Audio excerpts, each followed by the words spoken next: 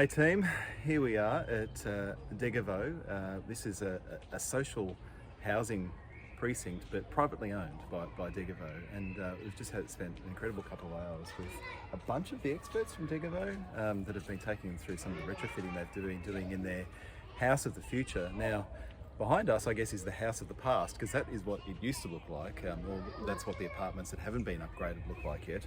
I think Carlos is going to do a sexy swivel with the selfie stick. That's right. And show you the house of the future. Whoa!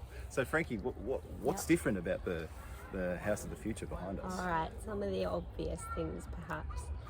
This building has had at least 20 centimeters of insulation clad on the outside of it, and a switch out of the windows to triple glazed, I think they're UPVC frames as well. So the facade has had a lot of work and a key focus there.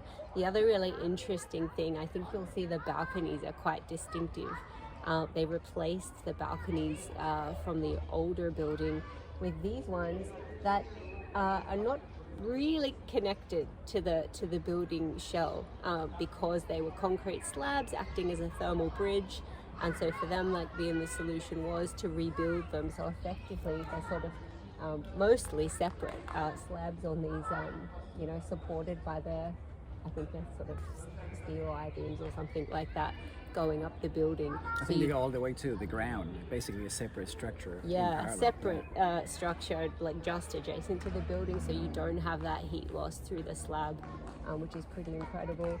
The other thing you'll see on the side of the building is where the ventilation systems come out. So they use heat exchangers, so the ones we showed you at Steel Eltron, the ones that go through the wall like that. So there's mechanical ventilation for this apartment building. And really one of the funniest things I heard today also was that when they were comparing what the modeled results were for the performance of this house after the renovation compared to what they actually get, it wasn't quite as good. Because people like to open windows, and they were complaining about the fact that people were able to do that, and asked if we in Australia would support having buildings where you couldn't open the windows. There were some hardcore energy nerds Very briefing us today in hardcore. German, being translated across, but it was very clear they wanted their building optimised to all get out, and that opening the windows, verboten. Absolutely. I think they were a bit disappointed when we told them that we will probably do the same in Australia. That's true. And obviously, there are things that you can't see that are happening here as well. We've got heat pumps in the basement, so there's a pretty substantial couple of heat pumps used for heating in the building. It's kind of exactly, there's also a ground storage, thermal storage, and it's pretty much exactly where we're standing right now. Yeah, do you want to talk about that a little? I'd love to, yeah. So we're standing in this community garden, and part of the reason why they have us here is because they can't really have trees with roots, because it's a really big thermal system that is basically storing heat. Which means that you can use at times the heat pump inside without using the compressor, so basically a passive system just with circulating water.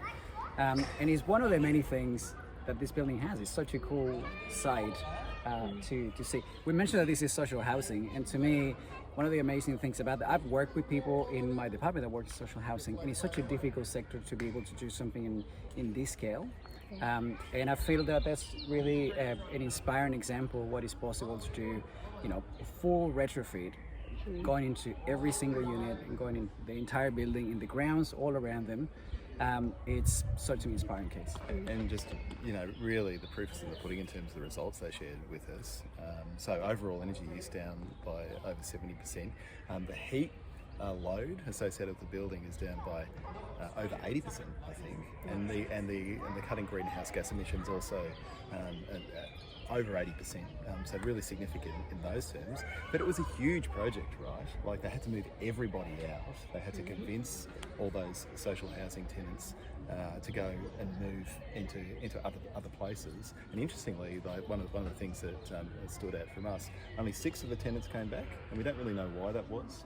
I would have thought that coming back and living in a newly retrofitted apartment building would have been something that I would have wanted to do in their situation. Maybe they were settled where they were. So when you think about this organisation that was briefing us today, they have many of these facilities. They've got this great task of upgrading them all. This is kind of like the pilot project, but they have to think about, how they can scale this sort of effort up. And there's big implications for people's lives and the amount of investment that's involved. They feel like they need more money on the table from the German government to do projects of this scale.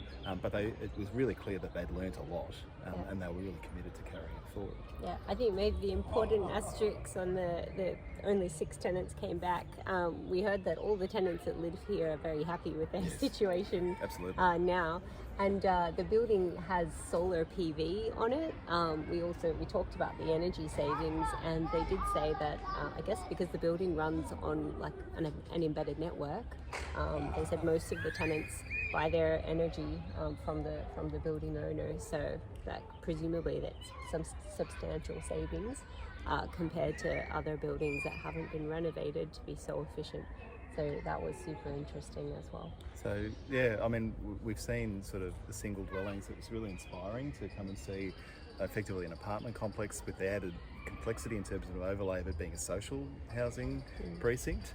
Because this is the kind of messy stuff we've got to get into, right? Like there's this complexity in Australia. Obviously, we've got the complexity of strata to deal with, but I guess these examples around the world can help us navigate that when we're in our own economy. Yeah, and the other really interesting thing as well, because of the amount of energy they saved, we asked if they had finance from KfW, the place we've just come from earlier today, and they did. So they took out a loan with the embedded grant to reach I think Efficiency House 55. They said. So there you go. The proof is in the pudding. Here's one of the millions of projects that KfW funds. That's right, and it's kind of proof that it's not just aimed for really new buildings and really new sites or really fancy, very expensive kind of retrofits. This is social housing and achieving really deep energy efficiency. I find it really inspiring. One of the many great things that we're learning out of this trip and really opening our minds to many new ideas in this place. And a real focus on social cohesion as a part of it. They made a big point of talking to us about the community garden, spaces for people to come and meet together and to create those relationships that provide a place that you are happy to live in and can interact with each other. Which is a massive thing coming out of our visits to the Decathlon last week as well, sort of bringing in those social and environmental elements together. As we work our way through this transition, we're doing all of this work to upgrade our buildings. We might as well make them more livable and improve the experience for the occupants at the same time. So there you go, Degevo here in Berlin. We'll be back with another video before you know it. Great. And let's just go out with a view of the community garden because it's beautiful. And they're really cool looking. Look at that guy in the back. So looking. Look at that.